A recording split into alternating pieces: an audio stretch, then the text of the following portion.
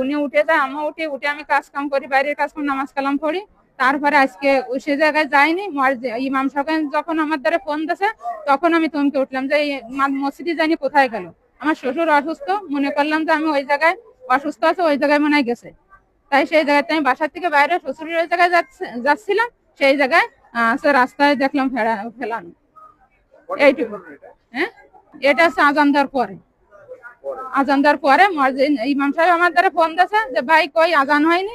আমি যে কই, তো অনেক আগে উঠে গেছে। আমি তো বলতে পারি না কোন সময় উঠে গেছে। তা আমি তো তারপরে উঠেছি, ও তো আমার ডাকে যায়, আজকে তো ডাকিনি।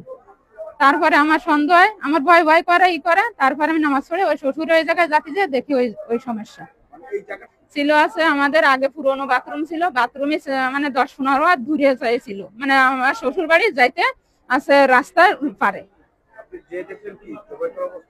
জবাই করা মানে কাট করে ফেলানো। জবাইকে আমি যখন দেখিনি, অজ্ঞান অবস্থা, আমি চিল্লে উঠলাম কি হলো, তখন তাকায় পড়লো।